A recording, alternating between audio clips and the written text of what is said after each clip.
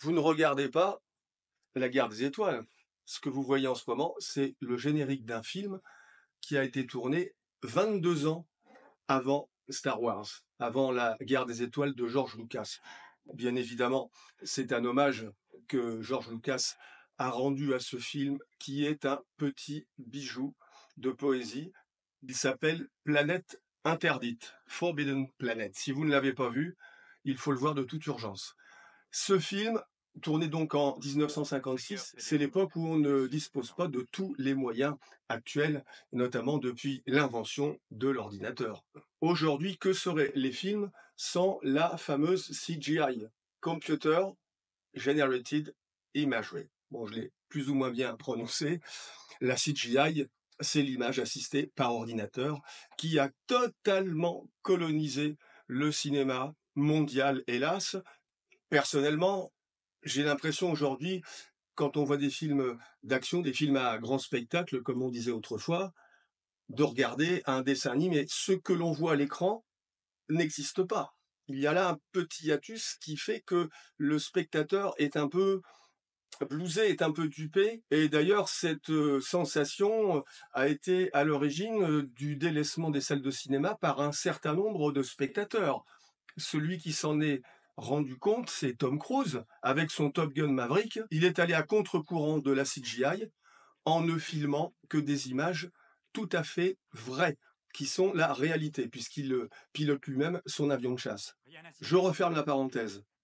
Forbidden Planet, Planète interdite, c'est un classique de la science-fiction. Il reprend le thème, un des grands thèmes de la SF, qui est l'homme et la machine. Qui en fait dirige l'autre? L'homme crée la machine, mais est-ce que la machine, à un moment donné, ne maîtrise pas son créateur? C'est tout le sujet du film. Le film a été réalisé par un metteur en scène qui n'a pas laissé une grande trace dans l'histoire du cinéma, Fred MacLeod Wilcox. Ce qui est intéressant de voir, c'est que dans les acteurs, et l'acteur principal, vous le connaissez tous, c'est Leslie Nielsen. Leslie Nielsen, c'est celui qui a fait une deuxième carrière, plus dans la comédie, avec toute la série des Y a-t-il un pilote dans l'avion? Y a-t-il un flic pour sauver la reine? Y a-t-il un flic pour sauver Hollywood? Ça a été son deuxième film, mais la vraie star du film, c'est le robot, Robbie le robot. Quand le film est sorti, Robbie le robot, ça a été un phénomène social aux États-Unis, puisque ce robot a eu tellement de succès, il a été l'objet d'un merchandising, on en a fait des jouets, on le voyait dans les galeries commerciales, et on a ensuite fait ce qu'on appelle aujourd'hui des séquelles de ce film, des suites qui n'ont pas eu un succès extraordinaire. Et Robbie le robot est aujourd'hui, je ne sais pas si c'est l'original, mais il est actuellement exposé dans un des musées du cinéma de Los Angeles à Hollywood. Je ne vais pas vous dévoiler le scénario. Ce sont des cosmonautes qui arrivent sur une planète inconnue, une planète interdite. Que va-t-il leur arriver? Vous le découvrirez vous-même.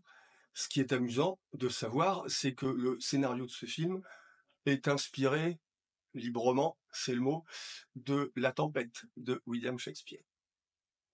Si vous voulez vivre un moment de poésie, de mystère, de science-fiction, je vous conseille de regarder Planète interdite de Fred MacLeod Wilcox, 1956.